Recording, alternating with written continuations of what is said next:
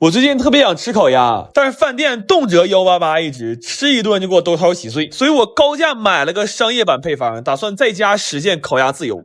配方上说烤鸭要想好吃，必须得用砖炉。于是我买了2吨建材和3瓶速效回家搭炉子，但是从我搭那天开始就一直在下雨，3天下了8回，根本封不上顶。我估计等这炉子晾干投产呢，我他妈可能都穿上秋裤了。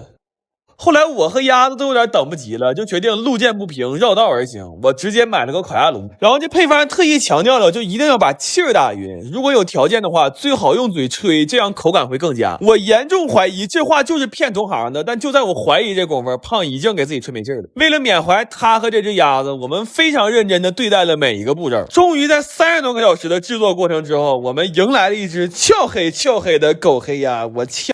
哎呀我。后来我又失败了几次，但我想通了一个事儿，就火候肯定不是3、2天能掌握的，我们应该扬长避短。我们的长项是熬啊，所以第2天8点，一人一个小板凳，准时坐着开熬。完我还加了个好运 buff， 我把之前在得物买的黑曜石手串也带上了，我可太需要点好运了，这月我都已经买仨了。正赶上他们最近搞活动，这种好看又有好寓意的小首饰，很多都是8折起，链接我放评论区了。七夕不知道给对象买啥的，可以去看看；没对象呢，就看看给自己买点啥吧。完这回再开盖，鸭子终于成了，烤得越来越好，还给邻居送2只。当然前面那几只也没白牺牲，在实现烤鸭自由的路上，还收获了一波鸭架糖自由。后来这烤鸭出炉了，我1秒也等不了了，火速给它装盘上车了。这鸭子片的滋滋冒油，真要我命啊！特别是这鸭皮，这蘸满白糖吃可太爽。不过仅有的理智还是让我们保持住了一点仪式感，一口一饼酱不流嘴，是我们对这只鸭子最后的优雅了。真的，我吃这烤鸭的时候热泪盈眶的，想想我这几个月的经历啊，从美食博主干成真实博主，甚至还一度干过户外博主。我现在终于回到美食序列了，我操！整3个月呀！你知道这3个月我是怎么过来的吗？我最近特别馋川菜里的那个麻辣牛肉干，但是外面卖的总觉得口味差了那么一点，所以前2天趁着养羊的时候，我研究了一个特别好吃的配方，然后今天买了4个牛后腿，打算都做出来承包一下朋友们过年聚会的小零食。正好我也想看看这纯牛肉的肉干做完合成本是多少钱一斤，但是这么多肉做起来实在太麻烦了，光切肉和焯肉我们连轴干了36个小时没合眼，那干完之后心都突突，我们都吃上速效救心丸了。不过想想也够神奇的了，这1年我几乎凭借一己之力把治愈系的美食博主活生生的干成了高危行业。后来稍微缓了一下，我们就开始炸料油了，这油炸肉才香呢。然后油做的多，我还顺便炸了1盆辣椒油和1盆青花椒油，这2盆油在最后拌肉的时候会让肉干的香味和颜色更均匀，特别是这红彤彤的辣椒油，那炸完之后全楼道都是香味。然后做这个肉干需要用到特别多的辣椒，我们甚至还提前测评了一下，结果赶上了一家变态辣的，那吃完辣的胃直疼。不过好在家里常备了新39胃泰，熬夜或者吃辣刺激胃难受的时候有它一点都不慌。然后我研究了一下，最好吃的做法是先卤后炸，所以提前2天我就熬了一大锅卤水，并且在不同的时间段加不同辣度的辣椒，这样可以让香辣味更丰富，但同时也会让鼻子更通畅。就那一晚上打的喷嚏都赶我一冬天打的多了，我后来差点没因为打喷嚏把腰闪了。这些肉在卤完之后就已经非常好吃了，但是为了让它更入味，就用泡了一宿。等泡完了还需要再炸，炸完了还需要再调味。就这东西好吃是好吃，但做起来真的很麻烦。而且我之前试了一下，最后炒的时候要用猛火爆炒才能让这个香味最极致。但是这么炒家里的火根本不够硬，就临时又搭了一个饭店用的那种灶台。这灶一使上，那烟火气一下就上来了，但是下一秒屋里就瓦蓝了，门窗全开着都没有用。就后来我上个厕所，我发现那都有股油烟味，我真是服了我。然后这2天没咋正经吃饭，又有点胃疼了，这胃不舒服可不能忍，又喝了一杯新39胃泰之后算是舒服多了。后来就用这灶，我跟我哥轮着炒了1天，那到晚上感觉手都回不了弯的。不过这个肉干吃着真的是特别好吃，因为它用大火炸过，所以外皮是焦脆的，但里边肉是嫩的，吃起来会有很多汁水，而且因为裹了花生和芝麻，那嚼起来越嚼越香。这回我一共做了2个味的，麻辣的是香辣咸，藤椒的是麻辣甜，都特别好吃。然后我算了一下，这玩意成本大概是70块钱1斤。后来我们把这些肉都分了，就这一桌子肉别看多，我敢保证出不了正月就得没。这晚上饿了开一袋，再配上一杯冰可，然后吃完了之后再嗦了嗦手指头，你说那谁能忍住不去开第2袋啊？我最近特别馋这种纯肉的烤肠，正好最近猪肉贼便宜，完疫情我们也不用上班，今天怒买50斤，一次在家多做点。做肉肠实在太考验耐心了，先得把肉切了绞肉馅，那瘦肉可以随便绞，但肥肉还得绞成泥。你说他妈肥肉多招人恨。完了就按比例往里放调料，做了2个味儿的黑胡椒猪肉和玉米猪肉。这配方你们就别学了，因为会的越多越遭罪。你信我话，买现成的吃就行。要怕有添加剂就买便宜的，便宜的它就放不起添加剂了。然后就开始折磨人了，要想少放淀粉还紧实，就得生给它搅上劲儿。这里没有技巧，全是体力。刘大脑的脸憋通红，怒搅50分钟，就为了晚上多吃点肠。结果晚上他妈给打电话让他回家吃饭，说不回就骂娘。这小狗嘚没吃着，找个代驾回去了。完我们就开始灌肠、扎眼、系线。这肠因为都是肉末，所以灌的就很通畅，画面会引起极度舒适，建议赶紧艾特你的姐妹来看一下啊。这些肠需要先用电风扇伺候3-4个小时，然后煮肠可遭大罪了，家里所有锅都用了，还煮了3番，这活比我那些前女友都磨人，只能码1层，多了不行，完得全程小火90度煮1小时，还得盯着加气泡，跟打地鼠似的。最要命的是我在厨房盯的都要死了，我发现外面有个偷我肠。切肠一共煮了4个半小时，正常还应该再晾3小时，晾的越干烤的越脆。但我们实在是熬不动了，擦不就给做崩了。关键是有个老大夫跟我说过，1点多不睡最伤肾，但事已至此也没办法了，就做点腰花浇头吃的腰子面。后来我一算得做了400根肠，我就发个朋友圈纪念一下。那会儿都2点了，我有个哥们看着这给我来个电话。他说哥们儿，你要遇整啥难事你就说，使点钱啥的不犯毛病。他说我看你整那个肠连个商标都没有，这要给你抓着得胖好几年呢，可别扯那没用的了。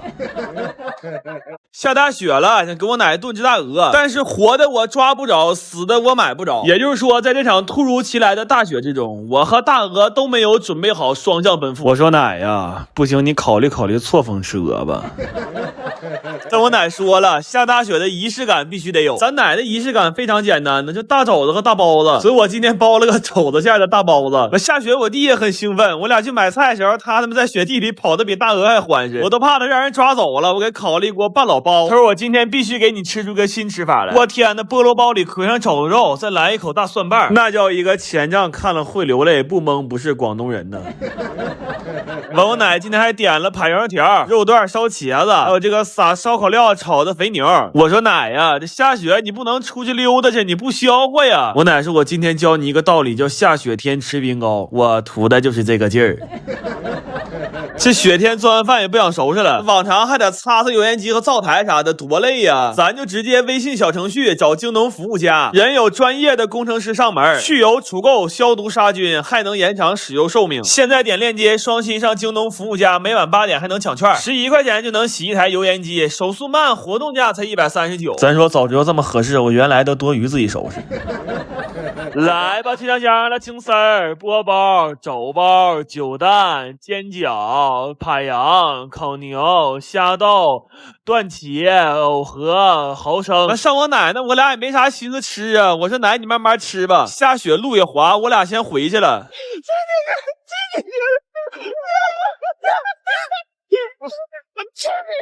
我操！我最近特别想吃麻辣火锅，然后平时我还爱看炒火锅底料的视频，那大锅下料感觉特别爽，所以我买了400斤调料和800斤牛肥油。我打算用前2天买的那个1.4米大铁锅在家做一次试试，看看是不是也这么过瘾。但是炒料之前有很多的准备工作需要做，这里边处理干辣椒是最痛苦的，因为它实在太呛了。我当时咳嗽的肺子都要出来了，就感觉咳一下全身都在共振。真的，就处理辣椒的那天里啊，我们家楼道的声控灯我们给磕成常亮的了。所以后来熬牛油的时候，我们就拿到院里去熬去了。零下20多度的天，熬这玩意儿差点没给手指头冻掉了。但是这时候我发现了一个特别可怕的事儿，就这准备工作多到根本就干不完。就是每当我觉得下一秒可以炒料的时候，就会发现其实还有事儿是没准备好的。等我们准备好所有东西的时候，已经是第4天早上了。就这么折腾完之后，我深刻的明白了一个道理啊，我发现有些钱呢，他就活该让别人挣去。后来就到了我最愿意看的化牛油的环节了，但这玩意儿不快进根本就看不了，因为它真的巨慢，所以化油的时候没啥意思，我们就下楼打水仗去了。但是打得太激烈了，再加上这几天在外面冻的时间有点长，回家这顿打喷嚏啊，我估计肯定是嘚瑟感冒了。完了，我们赶紧喝了点999感冒灵，这喝完算是暖和多了，要不这大冷天真是扛不住啊。但是后来炸料油的时候，我发现水汽特别大，要是这么炒料就很容易糊底，所以我们又把这大锅给搬屋去了。我当时想的是，我宁可在屋里炒呛死，也不能让这锅料有一点糊的风险，因为我是不太接受沉没成本不参与重大决策这个事儿的。要是现在跟我说让我忘掉前3天遭的罪，重新做选择的话，那还不如直接让我死去呢。不过后来炒料的时候还是挺爽的，尤其是一样一样往里下东西的时候，看着可太解压了。但炒起来也非常累，这一锅炒了4个半小时，就一直在不停的搅，都给我干虚脱了。不过有机会能这么炒一次火锅底料，其实还挺有成就感的。虽然这活我们整整干了5天，然后做好了就都打包给身边朋友分了，但是不知道是不是心理作用，我觉得我们自己做的这个底料比我在火锅店吃的还香。尤其是这大冷天能在家吃上一顿冒着热气的麻辣火锅，这也太舒服了。但是这么折腾完一次之后，这房子也算彻底腌入味了。我估计这味要想完全散尽啊，最少也得3年。我最近发现只用大米和水居然能做出来米线，这事儿我太想试试了。我从来也没吃过不放胶的米线呢。主要是我看了一个教程，它写的也不太难。它的原理呢是先想办法把馅米变成粘米粉，后面就跟做手擀面差不多了。我一看这个我行啊，但是奈何它人生无常啊。我们干了20个小时，但其实就干出来仨事儿。拉磨，冰了几瓶元气夏日限定的海盐水果，做米线失败。我后来半夜时候非常暴躁，因为之前不管做的好吃难吃，它起码有口吃的。你等今天这个，我们即将迎来的却是一锅热气腾腾的大米汤。后来我仔细研究了一下这个教程，我发现这个作者好像是卖米线的，但是好在有粉了。我睡醒之后又研究了一下大姨和花花的教程，这回明显靠谱多了，但问题是它粘性够了，胶性不够。下锅之前都可好了，但一煮就碎了。后来我们又翻到了一个金点子，是把米饭蒸熟了，打成团的压面条。家里倒是有蒜捣的，但没捶2下，小胖就掉凳了。后来就拿地下捶去了，但是时间太晚了，怕这么捶把楼下老太太捶没了。然后为了减少地板的共振，就把我弟垫蒜捣底下了。但是这样有可能老太保住了，地没了，所以这个金点子我们也放弃了。看着这段直播的人，那纯属是掏上了。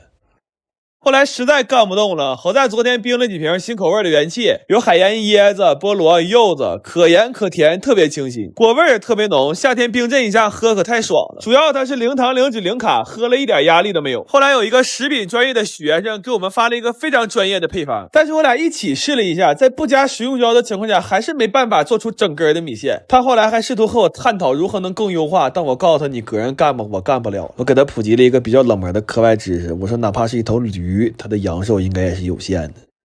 做了2天2夜，我们到底还是没能只用大米和水做出一份米线。第3天上午，我们把这2天失败的米线都打扫了，做了3天2宿，做出一锅骨汤大米粥配肉酱。那赶小胖讲话了，我们本来是想做全网最真实的美食博主，但现在最多算是个最真实博主，我们做不出美食来了。